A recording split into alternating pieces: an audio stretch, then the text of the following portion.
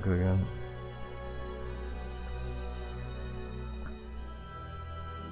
Alright, it seems to be up fine now.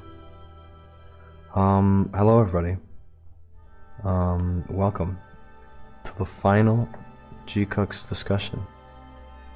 The saga ends today of Machu's quest through time and space. I am Nico Bain. Ukrainian Zagok. Yeah. Okay, thanks. Thanks for pausing for like a second and a half. You should have seen it coming, okay? It was part of the dramatization. And yeah. It's the end of Gquuuuuux, you know? The end of an era. What was the show? You know, 3 months ago, 4 months ago, when we were just like sitting on the edge of our seats, like what is Gquuuuuux gonna be? We're so excited to watch Gquuuuuux. 3 months ago. What was it, like three? I saw the beginning in theaters. Sure. Whenever you saw it, before you saw it, if you could talk to yourself from back then, and the you from then said, "What is Gquuuuuux about?" What would you say?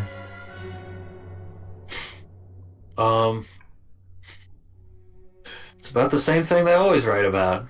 It's a Kara thing. It's oh no, it's another story of someone who rejects the pain of reality and makes a created world for themselves to escape into, and then they go back to reality at the end.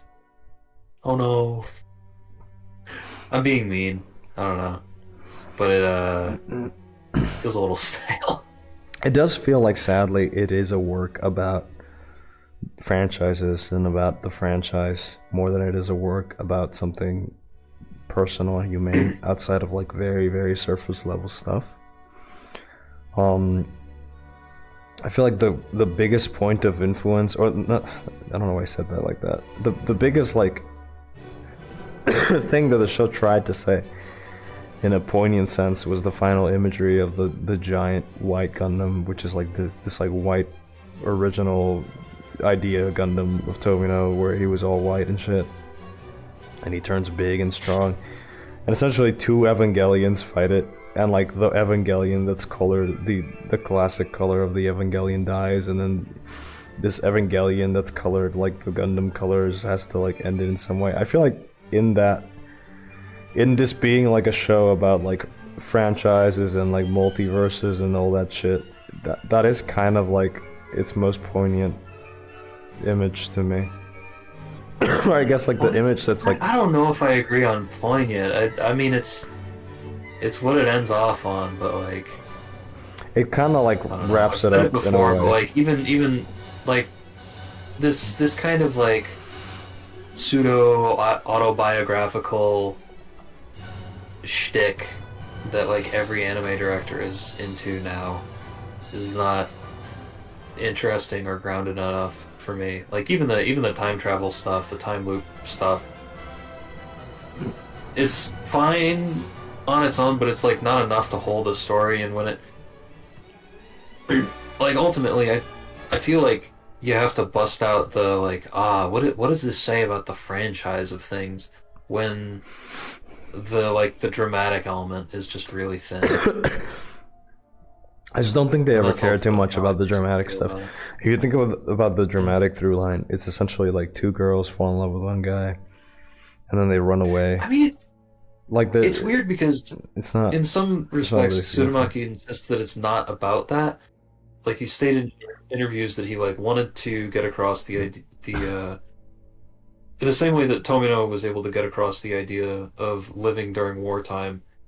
Tsurumaki was interested in getting across the idea of living during the Cold War, and relatedly, like this, like a certain sense of like an inability to like the journey towards like determining what's real on not just this like grand universal scale, but like in like more immediate ways of like, oh, I have this dream of like having this job that I want to do.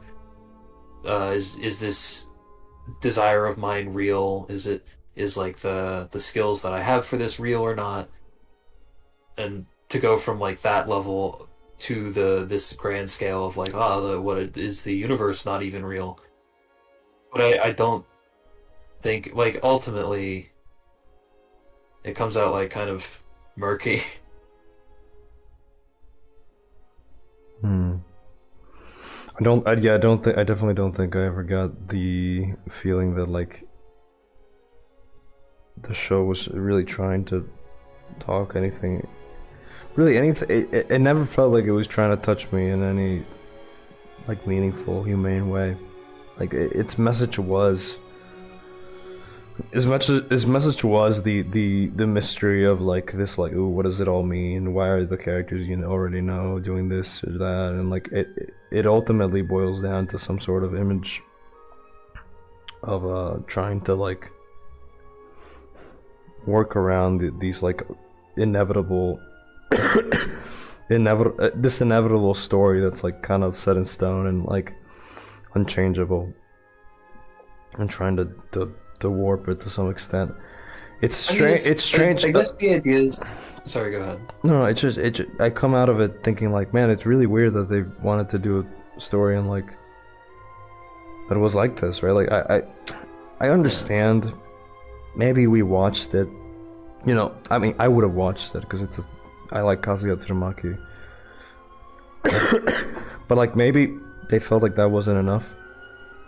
Like they had to get you with some like Avengers multiverse type hook or some shit like that. I mean, I understand that in some respects, but I also, bizarrely, I feel like the stuff that's like the most, maybe not well done, but like the Char war story record thing, everything other than that kind of feels like an accessory to the Char part, which is so bizarre to say because it's the majority of the show.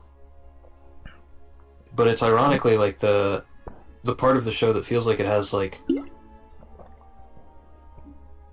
a concept that like makes sense and that it's not like completely outside of the range of human experience in a certain respect.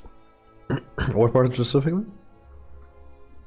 The Char war story where he's just getting the Gundam and raping. He's doing his fucking time attack shit. Yeah, it's weird. I guess let's give our reviews. We should have written some reviews. That would have been a nice way to end it. You know, overall, I think why would you recommend this show to someone? My thoughts are, well, if you've watched the original Gundam, and basically if you watched all the other Tomino Gundams and other shows he's made, and you're a big fan of it, so like essentially us, this is like, you're the audience. Okay, so there's plenty of Gundam that are, you know, we're technically the audience for, but like we don't really care about. I guess if you care, I feel like the designs were fun. They were colorful and entertaining in that sense. It was a show that was generally pretty well drawn. You know, and like it serviced like some decent mecha animation here and there and stuff, and it's a good integration. It's a good example of like integrating 2D and 3D mech animation in like a very like, you know, in a non-intrusive way. It sort of like feels kind of like a nice modernized version of you know, the techniques, and like it's nice in that sense. I would say those are definitely positives of the show. I'd say negatively, if you haven't really watched the original shows, I don't know why you would want to watch this. I guess you'd want to, because like again, the designs are cute, and like the other things kind of like catch you or draw you in. But I don't know. Think this is like, I actually think that this was much more thought through and like deliberated from the position of trying to make something that's like bait for young people to get them to watch something that's kind of old.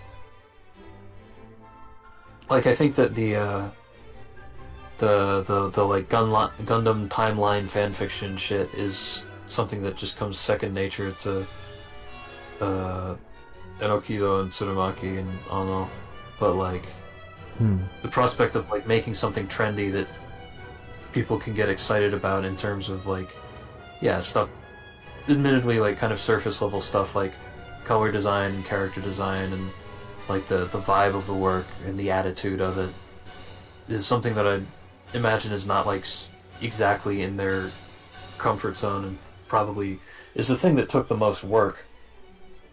And I suppose it's like the main. I kind of ultimately feel like it's the main point of the work is to just provide this thing that's like, ooh, you like Ava, right? Everybody likes Ava because it's this super popular franchise that's like really accessible. Gundam's like not accessible in that way. So here's this thing that like the Ava fans will want to see, but it's like, are you up to the challenge to fucking to like watch a show from 1979 in order to understand this? I really don't feel like it's kind of trying to draw people in. I feel like it spoils too much. Like I don't know. It's weird. I think it's for. It spoils very little. I think this is made by people in a world that understand that like if they walk into a room and they talk to somebody that they, that makes sense for them to talk to, some sort of like person in a range of power similar to theirs or in a range of cultural significance similar to theirs. It's made in a world where these people have always talked about Gundam and they've always found people that are also into Gundam and can talk to them about it. So that's why. Frank's got one shot in 1979. It'll never leave them. Yeah. And it's odd. I do think, I'm seeing in chat here, Dr. ETD mentions wanting Tsurumaki to make something original, that he's been kind of too stuck with making like projects that are derivative of something else. And I agree. I have something to say about that. What happened? I have something to say about that too, but go on. Yeah, I feel like I would have liked this a lot more if it was just like, if it just kind of allowed itself to be a story about Machu and Neon, and I guess Shuji ended up being like the dimensional being, but like, them falling in love with this odd kid and having their own like story. I feel like, I just feel like the whole like, it's an alternate timeline, which the alternate timeline stuff I wasn't even that mad about, right? Like, okay, this is like a world where Char was alive and Kashylia is like alive, and so is like generally Zeon in general, and they won, I'll watch a show based on that, with that base setting. Yeah. Sorry, this music, I told you they were gay. Shut up. Stop. Machu and Neon were never gay. Thank you for asking. We were all bamboozled from the beginning. But yeah, it just feels like, I don't. Now that it's over, now that we can look at the work as a whole, I don't know why they sacrificed like this, this chance to make something in the Gundam universe, which is a really fun universe where you can do a lot of cool, fun stuff, and just turn it into this, like, I don't know. I guess maybe it's just like fucking Star Culture is metatext shit. Yeah. I guess ultimately the franchise. Yeah. I mean, they've just become they've become true businessmen. They like, it's gone beyond even the point of making something that's like successful entertainment, where it gets people, where it just makes money. Like, they're making money off of like their own fascination with like this kind of business shit. This like, ooh, let's consider like the the legacy of this fucking series, and like the artistic relationship between so and so, and it's like so weird that they've crafted this like super popular show off of this super weird fucking, I guess it worked, like, kind of overly corporate. I guess it is kind of like a sad realization that, like, well, I guess The making Kira Kira will be appearing in Fortnite next week. yeah Honestly, with the trajectory this show had, too much you real. fucking doing some stupid dance and the Kira Kira We already have the gifts if we're doing it. Yeah. Thanks to Viggle.ai. Thanks Viggle.ai. Yeah, I guess it's just like it's weird, right? Like you could sit here and be like, yeah, Gundam fans, we're different, you know. We watch the show. Did you know that Tomino's a fan of classic directing, and he applies it to his work, you know? And it's like, yeah, I'm a little above all this shit, you know. But then Tsurumaki comes in and he's like, okay, I'm just gonna make fucking Avengers War of Ultron, but with Gundam. And then we're all like, we gotta watch it, fan. Every week we gotta review the show. Come on, guys. We got caught. I think it's a little bit different from the Avengers and Star Wars. Even though it is like, I think it's pretty similar. Over and over, it makes me deeply uncomfortable how willing it is to get very close to that. By the way, even after this, I had fun, you know? Yeah. Again, I mean, it's something I've said before, but this just kind of exists in its own box for me. Like, I'm never like, this is just like not a show that I will ever put in like the conversation of like what's the greatest anime of all time, or like even like what's the great works of Tsurumaki's career or whatever. Like, this is just like not like this is just like a different. It's like a different category of show. You know, Tsurumaki's work always had a strong. I mean, I talked about this once, but like, I feel like Tsurumaki's work. Don't say that. Oh, sorry. John, I'm assembling a team. Don't say that. It wasn't funny when everybody started making jokes on Twitter about it. It's still not funny. I hate it. It's very funny. Yeah, this feels like an odd one for Tsurumaki is what I'm trying to say. I know maybe I'm not too familiar with his like repertoire, or like I haven't studied it as much as I should maybe. Maybe like FLCL is too much of a piece of the pie in my mind of what Tsurumaki's work is, when it's maybe like kind of like an odd work, you know, an odd workout, or same with Dragon does this. We do have to remember that people get hit in their forehead, trucks, and then start having magical powers coming out of that fucking hole in their forehead, which we may all remember from some other series. It's true. Whatever though. Yeah. I think it's interesting how shockingly vulgar this felt. Insofar as it made me realize that, like, who are we kidding? This has really been the modus operandi since, like, 1988. Like, this is like, it's really just like a further and further, like, more honed, more efficient version of Toponerai. Like, it's to me, Ano's career in earnest begins with Toponerai in the shadow of Oritsu Chugun Royal Space Force, which was like a commercial failure. This really, really like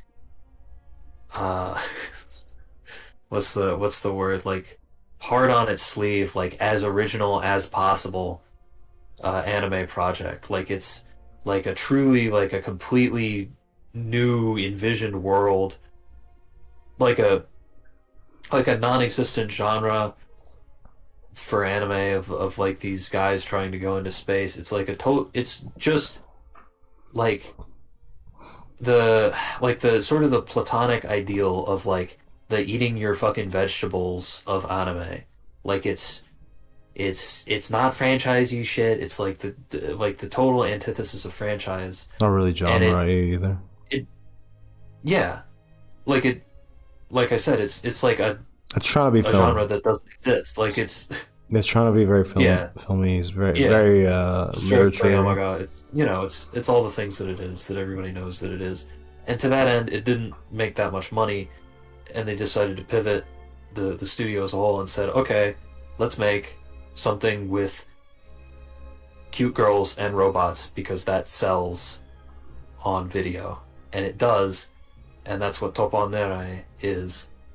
But it's like the most genuine, most careful version of that concept, like the most like it's that idea, but the most like in good faith and with technical prowess.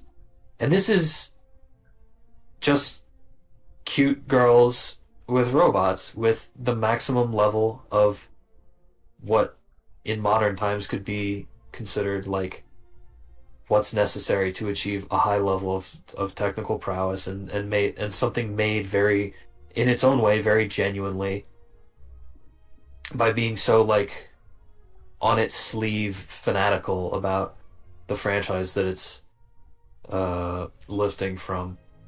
And so it's weird to me, like the saddest people of all are not us who are like weird ass fucking Gundam fans who like both Gundam and Eva because we're just like in a weird age range where we didn't have to get like stigmatized to one or the other. Though we're pretty To me, sad. the the saddest are like the people that grew up with Ava and Furikuri who like watched it on Toonami or whatever and have like this really really big stigma and like have this desire for um Kara to like to really reach for something classy and like good in a real way rather than this shit. Because to me, it ultimately feels like, yeah, we're effectively like nothing's changed. We're back where we started. Like, really, we would all be fools to think that like, oh, this is like a huge surprise. But like, for certain people, this is like a huge betrayal. And I suppose that's the worst position that you could be in. Hmm. Because to me, this is like people get mad about this show. I feel like this show is like not worth Really, getting mad about. I know you've sent me people who are like very negative about it, but I feel like generally people are just having fun with it. You know, like everybody's just kind of having a good time. This show is incredibly divisive. Really, You're apparently just not paying attention. Yeah, this show is that's what else is new. incredibly divisive. It's like significantly more divisive than Suisei no Majo, which I would say is like. I mean, I didn't. I mean, I guess it's watch fair that it's Suicide. not divisive because Suisei no Majo was just plainly, completely awful. I'm guessing you like this and more people than liked Suicide. it. Yeah, Of course. I like this more than a lot of stuff. I'm Yeah. incredibly negative with it because like I cannot help but contextualize it as the intersection of Tomino and Kara, or rather like Tsurumaki, etc. That whole cabal, which I consider mutually to be like the like this is the Venn diagram of like the two high watermarks of anime, two of the many high watermarks of anime, and like I'm really critical of it to that end. But Mm. then I think like, oh man, I this is kind of unrelated, but I know I've told you that I read Naruto for the first time recently. Yep. This ending could have like the ending of Gquuuuux could have been anything, and it would have been a better ending than Naruto's ending because it like I don't dislike. it doesn't Naruto's even ending. hint at this whole creative world shit, and it still pulls it, and it's like in like it's just not good. And I ultimately like Naruto pretty well overall, and I don't even mind the ending that much. But it's still like a lot worse than this, and I still have like a lot of criticisms of this, which is why it's like so difficult for me to place this because I'm just like too picky. I'm picky beyond like what could ever in a million years be reasonable. Hmm. I haven't read chat at all. I've been skimming it. I think Okay. who was it? It wasn't ATD. It was Kimetsu. Kimetsu said didn't finish Die Buster, but it felt derivative and narrow-minded, like G Cooks when we were talking about Tsurumaki and his, kind of like his catalog. I disagree. I think Die Buster's pretty good, but again, I don't like it that much. I like it a But go lot. on. But I think I like it almost exactly equally as this. Like this is my actual takeaway is that like I've always felt really, like there was something wrong with me for liking Furikuri, particularly Furikuri, as much as I did, which is like a lot visually, not that much thematically or emotionally though. Like I think the writing is like, ooh, look at all these interesting things, but I don't like it's not involving to me at all. Almost at all. on the topic of the And visuals, watching this oh was sorry, like, okay, the same people that like go nuts for Furikuri and even for Topol Nerai as like these great works, which I feel like yeah, there's a lot that's like really, really technically excellent about them, but like the narrative is just not the kind of thing that draws me in. yeah, Watching this and seeing people like infuriated by the like relatively the exact same kind of tepid complaints that I have about Furikuri or Topol Nerai too, it just like kind of made everything click for me where it's like, oh, this is just something that like people really felt strongly about because it was like a certain time in their life, in my opinion. And Hmm. it's like to me there's not anything like narratively super special about it that I can identify. And like there's interesting things, like if you think about it it's interesting, but it's not the kind of thing that like gets its hooks into me and I can't stop thinking about it. So I don't end up thinking about it that much. So it's not that interesting to me because I like it's related to how much thought you put into it. And ultimately like Gquuuuuux has basically allowed me to place these as like, oh, Gquuuuuux is like exactly the same as Furikuri, and particularly to Toppo Narai too, in my mind. I disagree. I just don't. I don't think.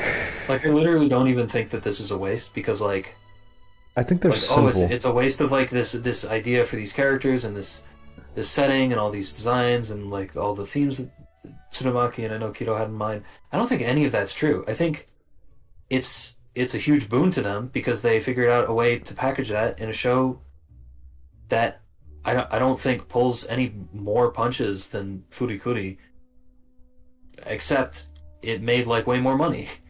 Like I think Hmm. it's like the same, but it made more money. I think the nature of Furikuri and Die Buster, and even something like Dragon Dentist, I think is a little different.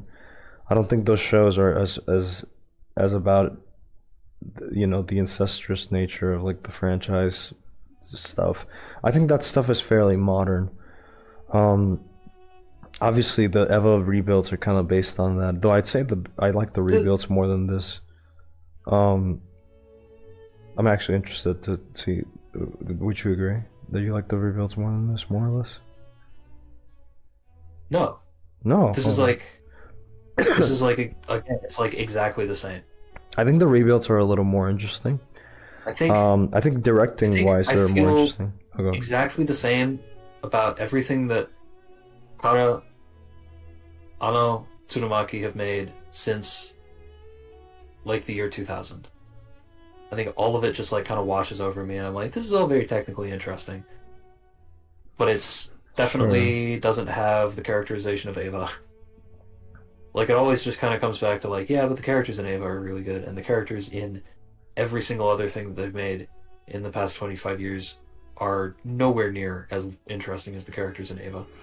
Interesting or particularly involving. Hmm. Even Furikuri is like 90s technically, or is it 2000s? I forget. It's 2000. Okay. Um. And yes, that's included. The Okay. cutoff point. Obviously, Furikuri, not a show made in a vacuum, right? It's definitely in conversation with otaku, with what the otaku, you know, tastes are, it's got XYZ for, to please the otaku, right? Like it's got, the girls are there in many ways to please the otaku. Like it's not trying to be like, I mean, like some sort of like separate classical sort of literature-ish work. I do think I mean, not that that's wrong either, because like you could say that Eva absolutely is also in conversation with otaku stuff, and even Tomino stuff is in conversation with otaku stuff from the very beginning, because it's sort of like made with the purpose of, under like the supervision of Sunrise. They wanted, the toys or whatever. They have this understanding that like you have to make a show where like boys and girls can like tap into X or Y Z characters, right? We can never fully understand like how these shows are made and like the production that they go through, because they probably go through a lot of revisions from upper management. So like I would consider that to be in sort of way a conversation with like the otaku culture in its own weird way. But obviously Fooly Cooly is in conversation with all of these things. I think there is a separation between a work for the otaku culture and stuff like that, and something like this.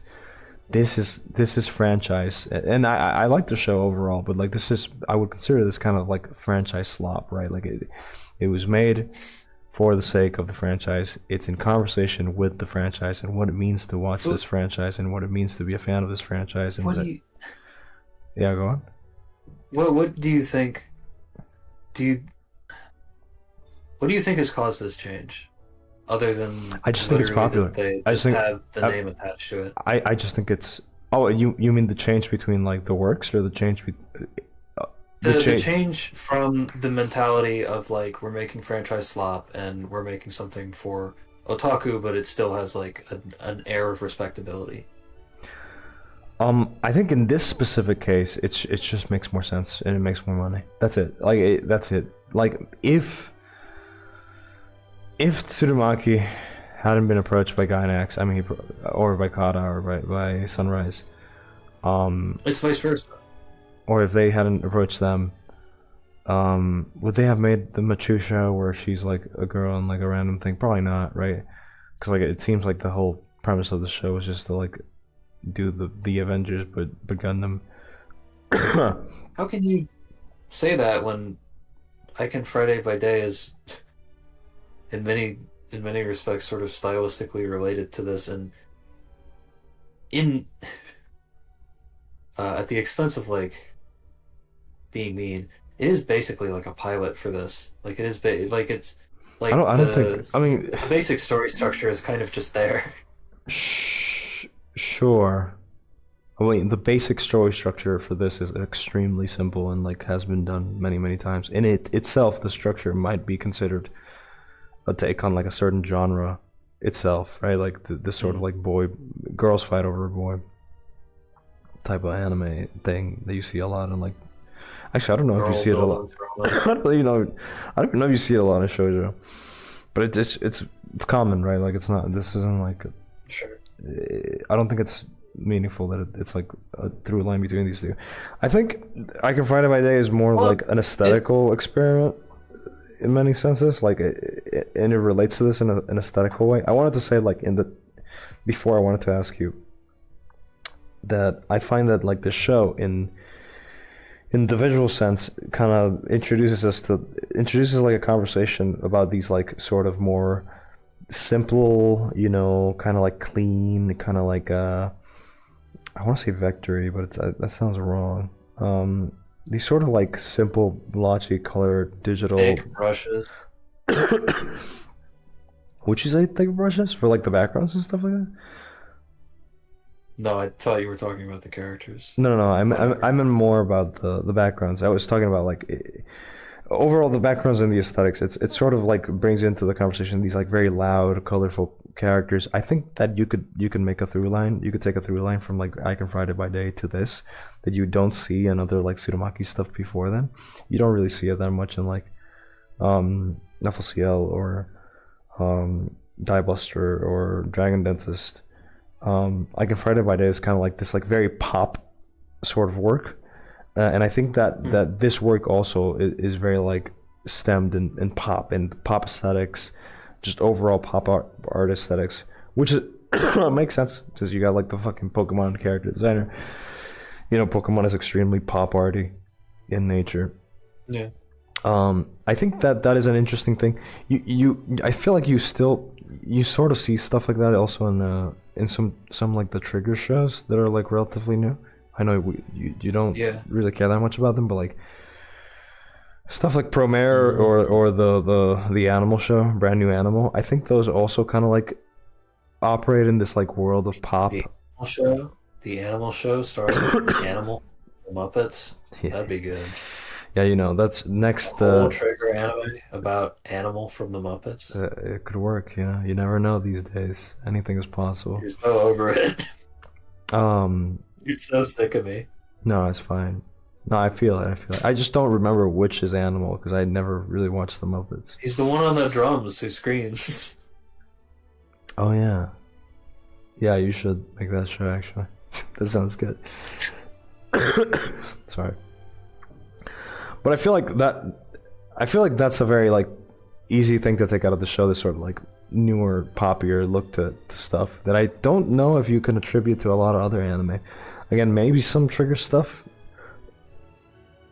But yeah, I guess I'm just basically trying to find like good points that I liked about the show. And I devolved into the aesthetical sense. I mean, I'm still curious what you mean by like how this is franchise slop. Like I do think there are things that make it so, but I don't think that it's because the mentality of the people making it have changed.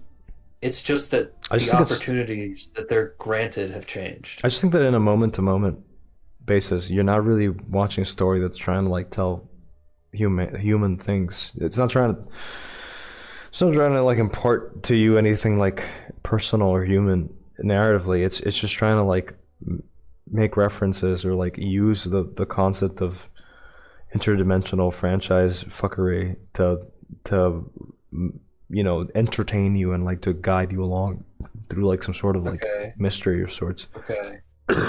Whereas like I would say that like what Topple Nerai does constantly and inter-franchise fuckery, which Topple Nerai does not have the rights, but it is really just Aesol Nerai and Yamato and Gundam. Sure, but like you could say that about a lot of things, right? You could be like, well, you know, I don't know, nothing comes to mind now, but like Eva is just like that's why I'm saying it about these things, is that you can say it about a lot of things. And I think I feel like when you factor for this is that they have the rights to this shit, and not that like their mentality has changed, or that something truly about the work has changed. If Toppo Nerai was about how like I can't think of an example. Like, if there was such like direct analogs of like, okay, this guy, just imagine he's Char. He's not Char, but just imagine if Kochi was just Char, and he was like, dude, what if Char fucking, I don't know, like he was the one driving this like the Gundam, and we didn't really have the rights to Gundam, but we're just gonna make a white mobile suit that like, you know, Toppo Nerai is not this direct. It's not this like. It's not this like self-indulgent and just like, okay, we got the fucking rights, we could just like use the Gundam guys every single, or we can use the fucking new type shit, right? Like it sort of has to like find its own footing. It entirely is this direct because Kochi is just an exported character from Aesol Nerai. Sure, but he's not in like the context of like, I mean, I guess he does fall in love with one of the characters, which is correct. But like, you can use like archetypes of characters to like tell different stories. Like Kochi is not Kochi and I forget the new one, the blue girl. Sure, but they don't. They're not like the main characters really. I'm pissed off. This is just not comparable to like, okay, we got the rights to Aesol Nerai, now we're gonna make like Aesol Nerai Neon. Or Shin Aesol Nerai or whatever, and it's gonna be, we're just gonna like. They already made that. I'm sure they did, but we're just gonna let like Ano fucking, I don't know, like what if Kochi never died? What if Kochi was like, you know, I actually survived the cancer, and now I'm gonna fucking go and like I'm gonna fight every, I don't know, like every single match that Ako has later in her life. he's gonna have like a match with like some sort of like equivalent. It just becomes like a Kochi fan fiction. I don't think this is like comparable to like we made Gunbuster, and in Gunbuster there's a character that obviously is, you know, he looks and is like Coach from Ace and I, and he, you know, eventually falls in love with one of the students, just like in Ace and I. But it's just like you have that relationship there. It's almost just like it could be an homage. It could just be taken like the archetype. This isn't like equivalent to like, okay, we got the rights, so we just make fan fiction. It's just not equivalent in my mind. There's been plenty of Gundam likes, but you never have a Gundam like where it's just like, dude, what if Char was like alive and he had like the Gundam and Lala was like saved, and you get to see Char and Lala at the end and they're happy and they meet and Sayla becomes queen, right? Like these things are not different from a creative standpoint. Like, sure, they had. I think they are. I think this is creatively in line with like, what if we can make Spider-Man meet different Spider-Mans? You know, maybe you'd be like, well, there's nothing really creatively different from like Spider-Man meeting another Spider-Man and then meeting Spider-Girl and then going to the world of Spider-Man. You know, from like a boy meets a teacher who meets like a girl interest who meets like, yeah, it's like, yeah, these archetypes are like humane and like universal. But when you enter like this world of like, okay, well, I just want to have like a lot of different Spider-Mans because I'm like a big fan of Spider-Man, and I want all the different Spider-Man to meet and to like talk and like do the point at each other meme and like, you know, like reference like old weird fucking Marvel shit, you know, like at that point you've entered into something else, and it's not really the same creative you know, exercise as like, you know, I'm a big fan of Spider-Man. I want to make a superhero like Spider-Man. I'm going to see like what works about Spider-Man, what are the archetypes that work at the story, and I'm going to try to like iterate them in my own way.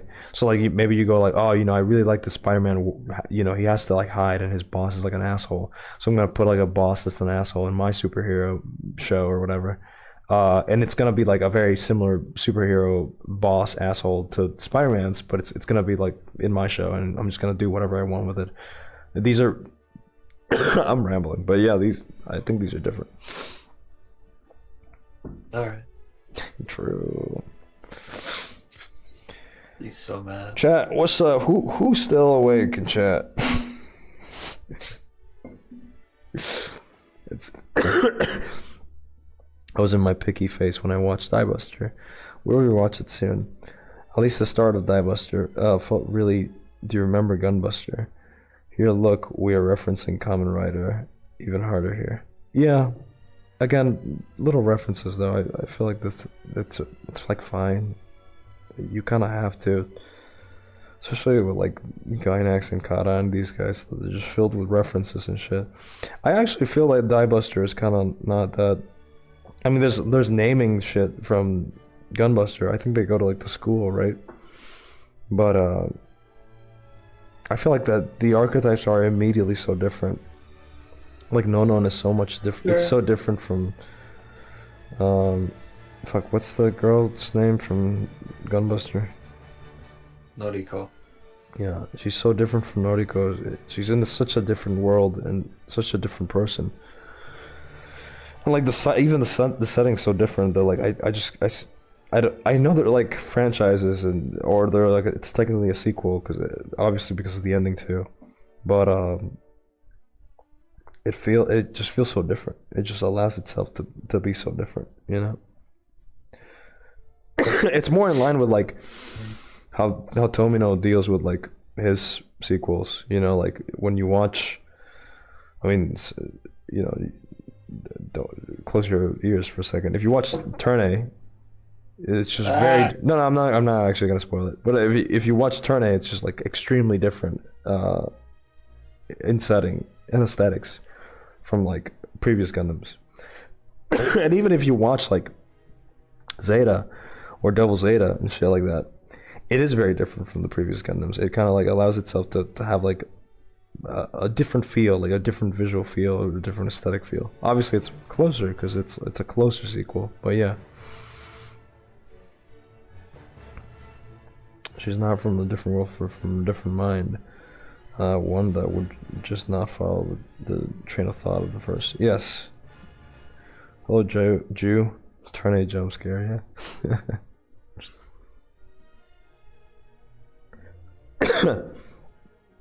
I didn't. Did you mute? Did he mute? Did he actually mute? Oh my god, why did he do this? I didn't even spoil anything from Turn It.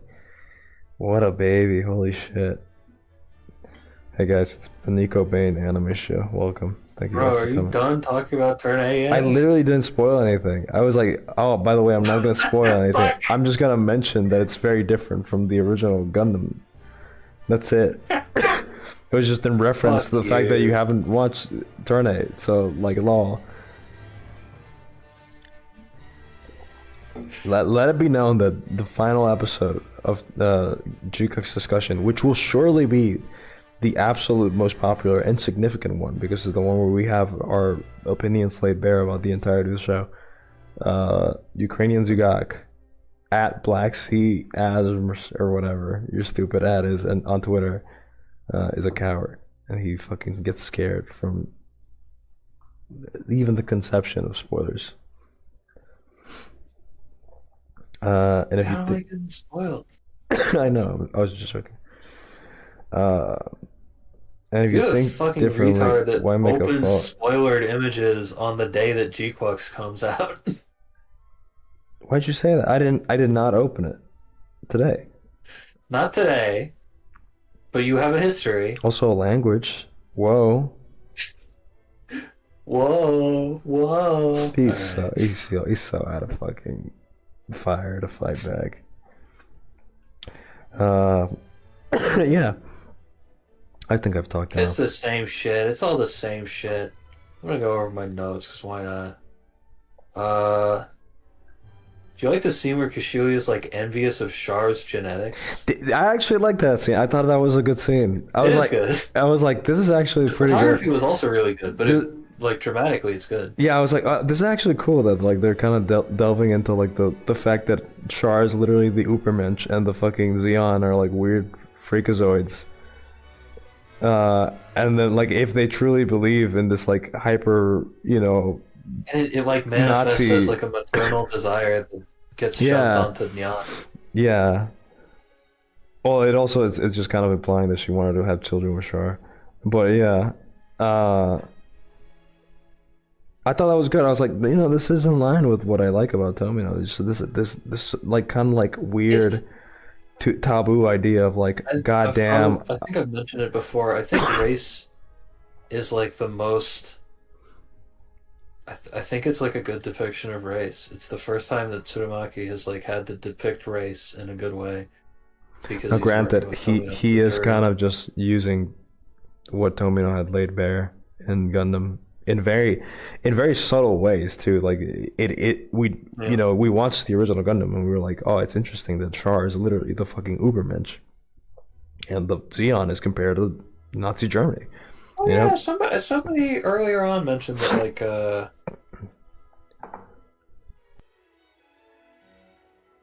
Yeah. they considered this show to be edging new type theory more towards Ubermensch. Yeah, I think it was ETD that mentioned that. Yeah. No, it wasn't. It was. Or Kimeru. It was Kimeru. Oh yeah, Kimeru. ETD's just out here making fucking jokes, okay? We see you there. That was an excellent scene, though. That was really Yeah, I good. thought it was really good. Yeah, it's interesting to see this like It's so weird that like Kishilia is like the most well-written character in this. yeah, I was gonna say it.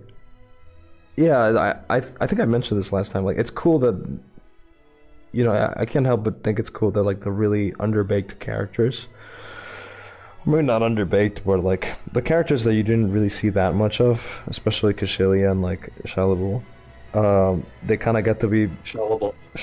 I'll never say them correctly, but Shadi. Shadiabul. They get to be like actual characters this time. I think like Shadiabul is like a weird one because he's just kind of odd. He's just kind of like a weird, I like the twist that he actually wants to kill Char at the very end. I kind of liked more when he was gay, but he is kind of still kind of gay, isn't he? But Yeah, that's yeah. how Did you being gay notice? works.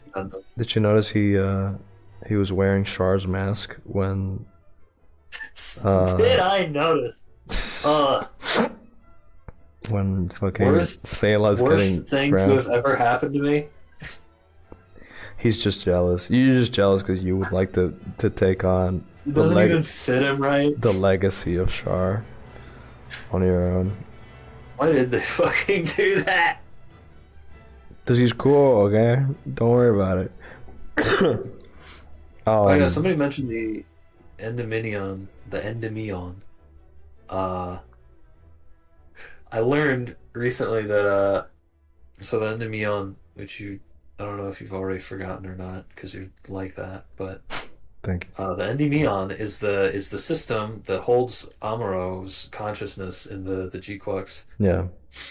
Apparently, it's a reference to the character Tuxedo Mask and his past life, living as like a fucking space alien on the moon, where he was called Endymion.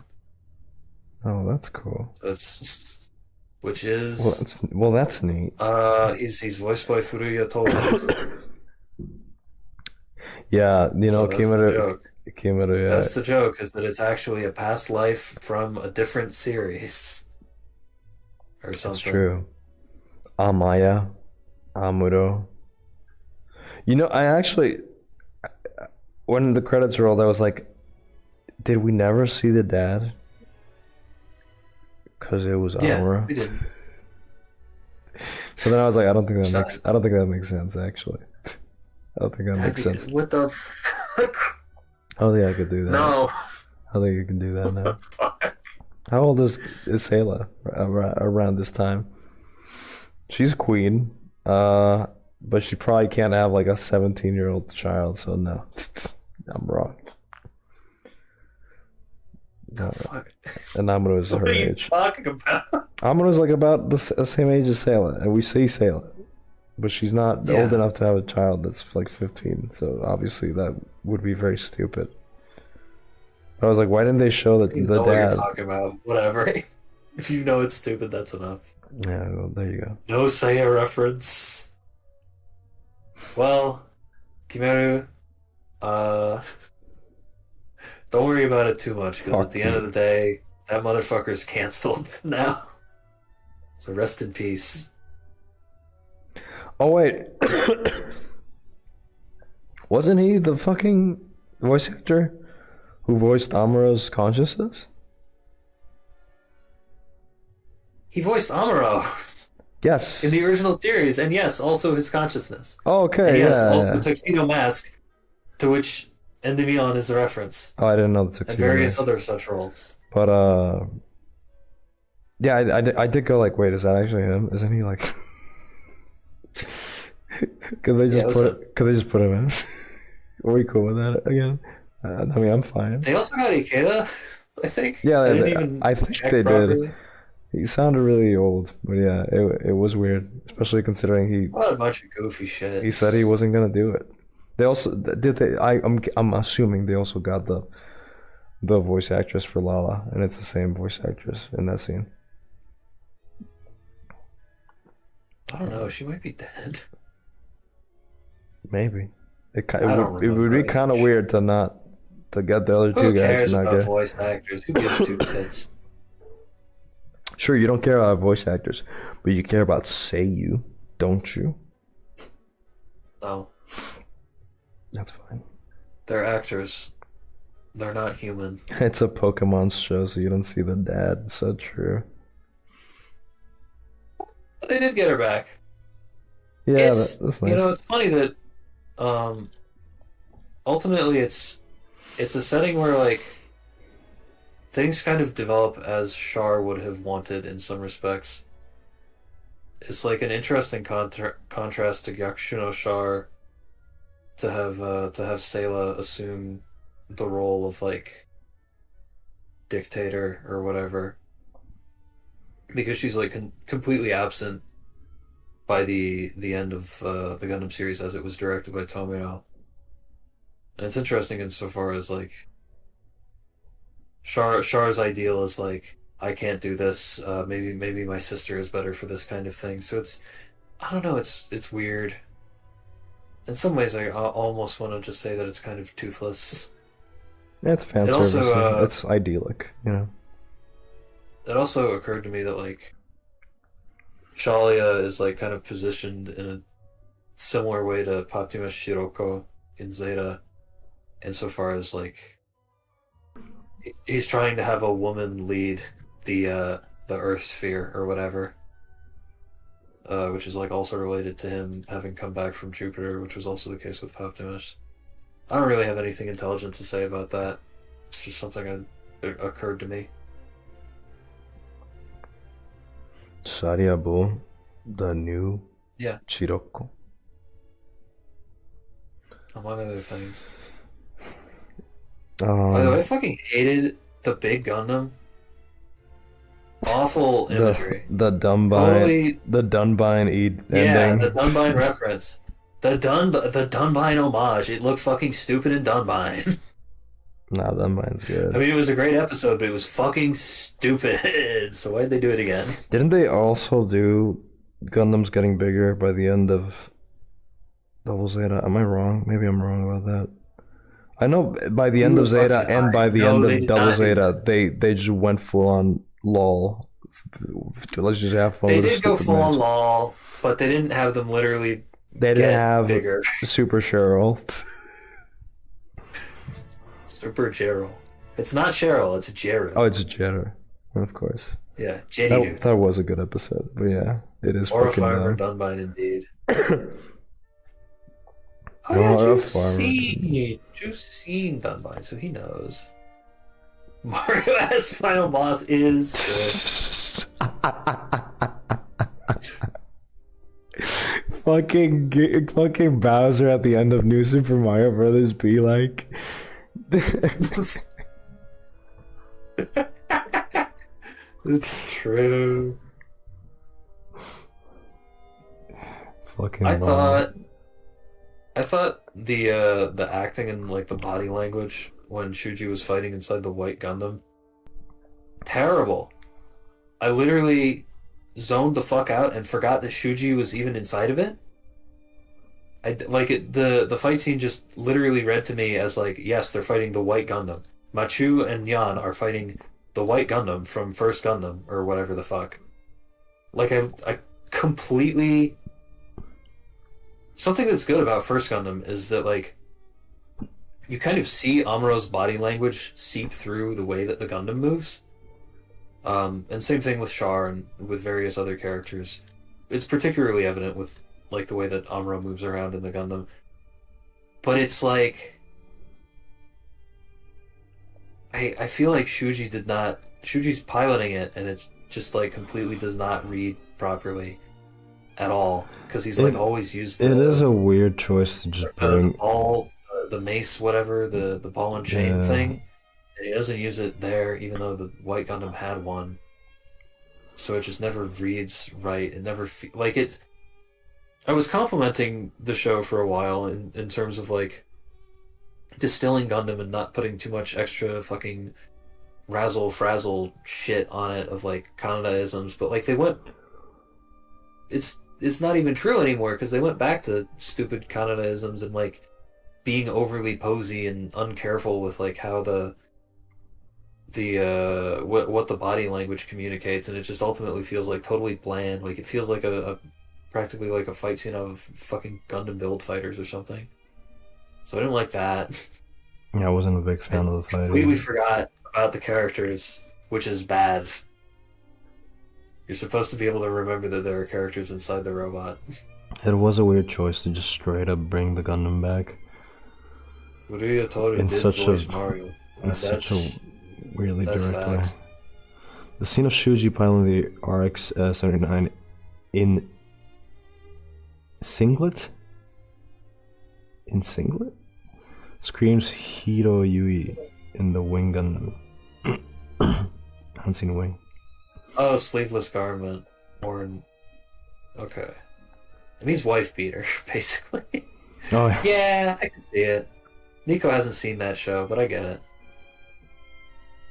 I rolled my eye. Sorry, this is post-war. I rolled my eyes when Machu and Nyan called to each other in mid-battle, and they just went into the Kira Kira Rose Petal dimension. Yeah, well, buddy, welcome to the whole show. This is just what happens every episode. We go to the Kira Kira flower dimension for a couple of times, you know, and then we wrap credits. They do it more than fight scenes. It's so true. I mean, we did it like, I mean, it's the final episode, but like it was done a lot this episode. But it was done a lot the whole show. It's honestly one of the worst parts of the show is just how much they did that. Not what I sound like. This is exactly what he sounds like. I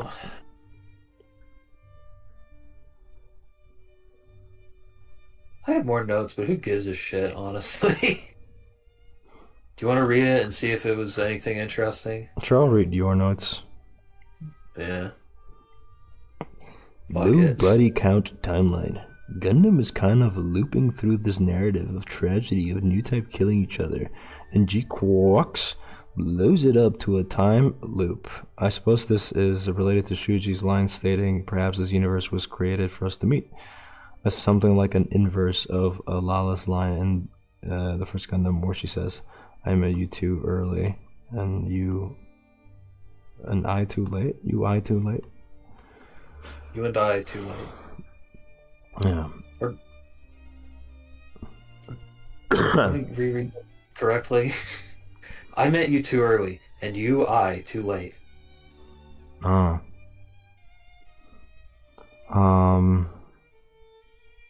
The idea is that it's like it's a universe that Lala's created where it's like, oh, the new types don't have to kill each other or whatever. Perhaps. I don't know if it's that interesting though. I don't know. I don't know. Why is the note to this low body count timeline? It's just. These were two notes. These were two separate notes. I was like, what a. You know, Machu doesn't have to fuck other guys because she found Shuji, so now they get to be low body count. Thank you for always pronouncing her name, Machu. Machu? It's Machu. Machu. Well, chat. Okay, the final point. Chat. I want to hear everybody. Chat. Who's your favorite girl? Who was your favorite Gquuuuuux girl? This is like actually the most important thing. And after we're gonna give ours, I just want to hear chat. I want to hear what chat says. Some real funny guy is gonna come up and say something real stupid. I just know it.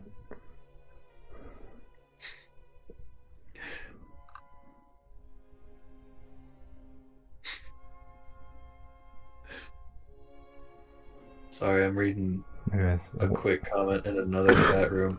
Yon, my goat, with 10 seconds of total screen time. How does she do it? I hated this. It sucked. Yeah, I saw that one. Oh, we got Machu fans. We got Neon fans in chat. The mom who died. Yeah, there you go. Postboy. Of course, Postboy is the fucking funny guy.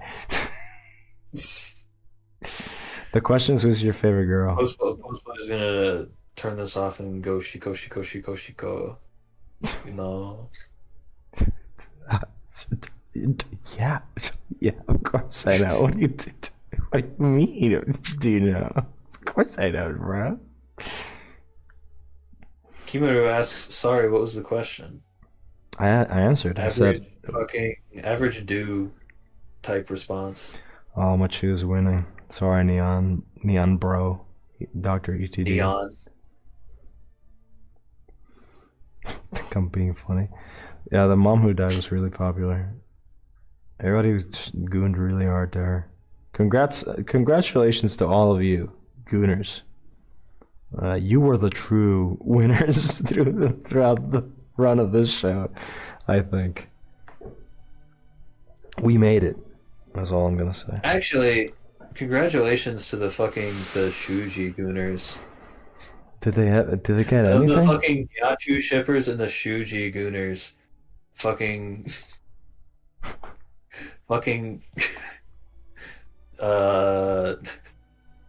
how do I explain this image? The image of Arnold Schwarzenegger and the black guy in Predator fucking Yeah, the handshake. handshaking. See their biceps. It's on one side it's the Shuji Gooners who want to see his fucking tiny dick peeking out of his fucking his underwear, and the Nyachu shippers in unison saying both the Yeah, go the on. pacing in this show is killing me. And and it was all beautiful at the end. It was all great. Yeah. The Nyachu shippers and the fucking Shuji fans clasping their hands in unison saying, "What the fuck is Shuji's characterization? It's true. Why don't they give Shuji anything to do?" Bro, it's crazy what I thought this show was gonna be. I genuinely thought this was gonna be like Yuri Thon 2025 featuring the trans one. Everybody thought Neon was trans. This is the Shuji harem ending. I guess. They're going to go and look for Shuji. We gotta bring Shuji back. Tag Force 1.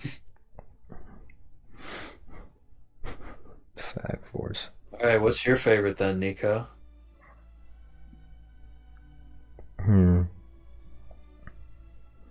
The secretary girl. She was cute all the way. Lol. It's Machu. She was pretty good though. The secretary girl was the you know, I mean, there she goes. She just shows up on screen because the character that I screenshotted the most is her, I think, next to Machu. Every time she was on screen, I was just like, yeah, I gotta get this one. Just get this one real quick. She was great. Well, 10 out of 10 show, I guess. Is that all it takes now? Is this? Yeah, it's all it ever took. I mean, that they know it. They always knew. Cecilia was the prettiest by far. Thank you. Cecilia was the best written one by far. The best fucking She was the best written. the best written character of this whole show. Not Cecilia though. That's a different character in F91. Oh yeah, true. But Cecilia was good. Cecilia was straight up the best character in this whole show. She didn't even die. Oh yeah, actually, I'm sorry, I forgot. I forgot.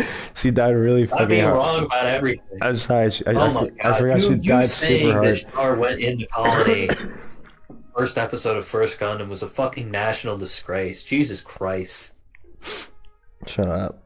He did go in the colony. You misspoke. You misspoke because he actually did go in the colony. You idiot. The first episode. Yeah, he I did. in fact did not misspeak if you were fucking listening. You did misspeak because he did go into the colony. He went in as a He goes spy. in the second episode. Idiot, goofball.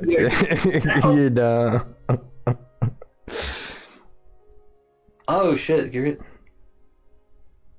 I forgot there's two fucking characters named Cecilia. I guess that makes because there's no way Tomino ever named that character because she appears in like one scene in the movie version. Oh, yeah, of course, Cecilia. Gihren's main squeeze. She was pretty cute, I guess. I feel like the blonde girl from the ship with the big tits was basically the same, There's but like three characters named Cecilia. Because there's Cecilia and fucking Double Zeta, and then Seshiri in F91. We love and then Seshiri. Seshiri is a great one. There's Gihren's. We love F91 in this house. Well, thank you all for joining us in this wonderful journey.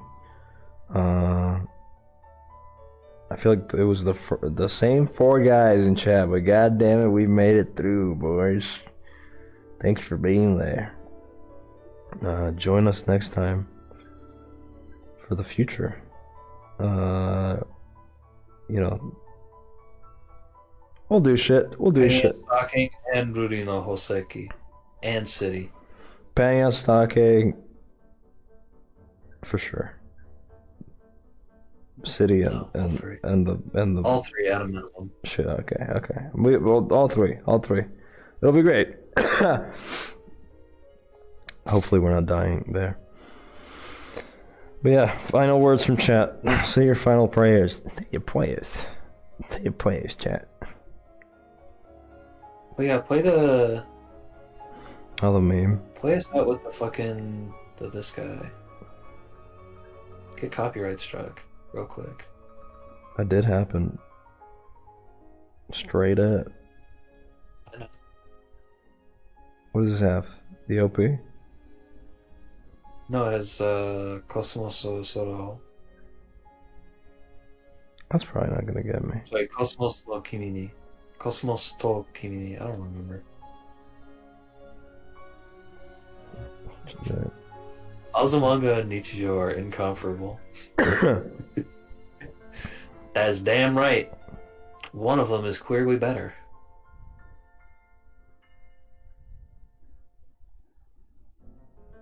Nichijou. That's not true. I think Azumanga's better. Even he can't pretend. Even I can't lie about it. Nichijou's pretty good though. I expect City to be good.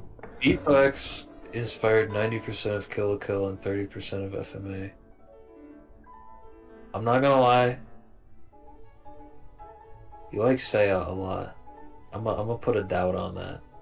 Because I know a couple of Kill la Kill's influences, and it's not Beatbox.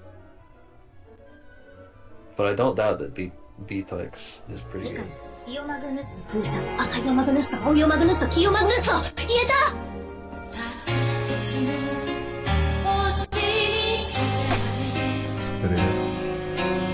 はいはい Thank you for watching. Thank you for watching that. Okay. I played the video. It was fucking stupid. Alright. Goodbye. See you when we see you again. Say bye, Zugak. Goodbye. Goodbye.